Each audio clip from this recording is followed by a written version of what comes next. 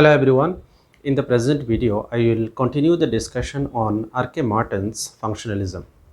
In the present video, I will discuss about his concept of function and dysfunction.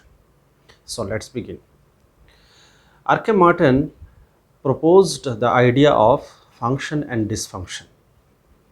His functionalism is quite different from the functionalism of Talcott-Parsons, Durkheim, and other functionalists. Merton criticized two important principles of functionalism. What are these two principles? Universal functionalism and functional indispensability. Universal functionalism means each and every aspects of the society, each and every parts of the society have always positive functions. They always perform positive functions. Merton criticized this particular principle of functionalism and proposed his own idea that I am going to discuss. Second principle of functionalism that he criticized is functional indispensability. Functional indispensability means when all the parts of the society are interrelated to each other and their functions for the whole society is indispensable. Their functions have to be performed for the maintenance of the whole society. Without their functions, society cannot exist, society cannot maintain its order.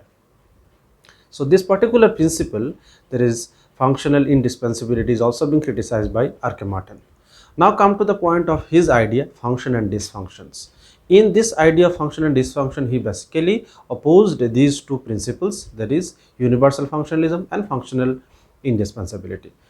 So by the term we can understand that is something function and something which is dysfunction. So function and dysfunctions. According to Merton, function of the various parts of the society is one of the possibility. It of course exists in the society, but it is not necessary that all the parts, all the social institutions, structures, social systems have positive functions always. There may be sometimes the negative functions, and this negative function may be there in the society.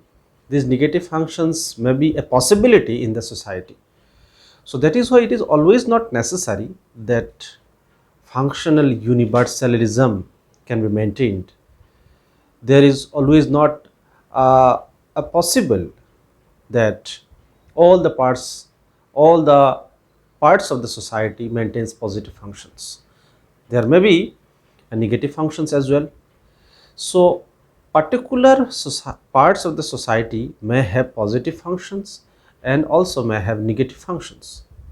That is, it may have function or may have dysfunction, but again it is a relative term. Merton used the concept net valence to understand the function and dysfunction of a particular parts of the society.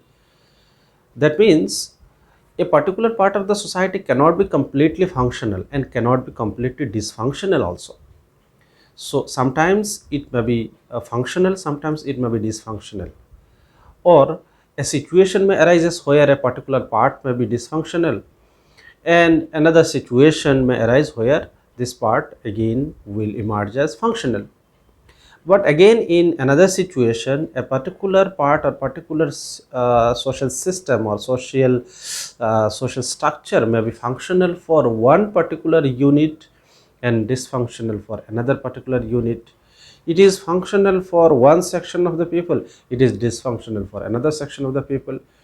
So to maintain the valence, in the society, the concept net valence is important for Merton. Net valence is something which maintains the valence of the function and dysfunctions of a particular part in a particular society.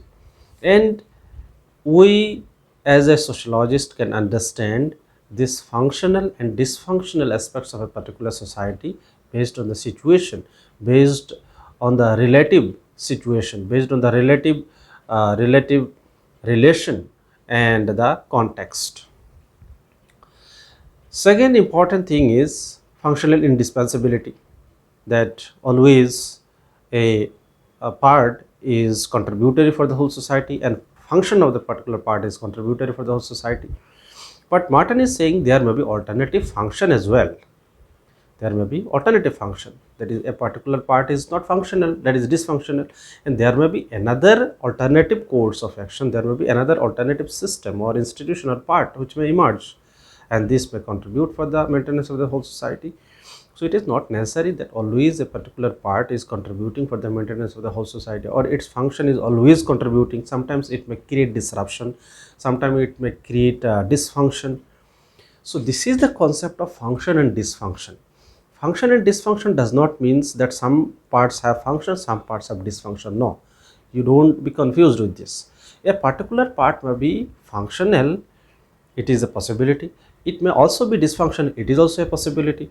There may be a situation where a part may be dysfunctional, and there may be a situation where the parts may be functional as well. Again, it is a relative concept, relative situation. For example, as Martin gave the example of slavery. Slavery was functional for the white dominant class or race, and slavery was dysfunctional for the inferior race. Here we can take the example of social stratification. Social stratification means maintenance of the hierarchy or maintenance of the rank order. So this social stratification may be functional for those who are in the highest rank or in the highest positions, because they can enjoy the power, prestige, respect, and the functions. And those who are in the bottom positions, those who are in the low positions, for them it may not be a functional, it may be dysfunctional, because this social stratification may cause them this social stratification may cause backwardness or degradation or the subordination of their status, positions, and other life facilities. Again, another example we can give is the dowry. Dowry is functional for the rich affluent sections, and this dowry is again dysfunctional for the poor sections or downtrodden section. Rich section who has the capability, they can give as much as possible as a kind of gift, which also expresses their social status, economic status. But this dowry be become dysfunctional for the weaker sections, for the poor people who is not able to maintain even the livelihood. So for them, giving dowry is a kind of evil, as a kind of negative functions of this particular practice. So here when we say dowry as a practice, whether it has function, or dysfunction, so again we have to understand the context, relation, its relation with a particular section. It may have positive functions for a group, it may have negative function for a group, but society decides whether it is positive or negative. So ultimately society also consists of the people. So in some society, people makes the rules, norms, that dowry is important, where both poor and rich, they follows it, and in some society they makes the rules that it is not good, so they don't follow. So in this way, a particular part, particular practice, system, practice may be functional as well as dysfunctional. It's not that completely some practice are functional and some practice are dysfunctional. So that much is the present discussion about the function and dysfunction, and I will come with another video with another concept of archemotor. So thank you very much for watching.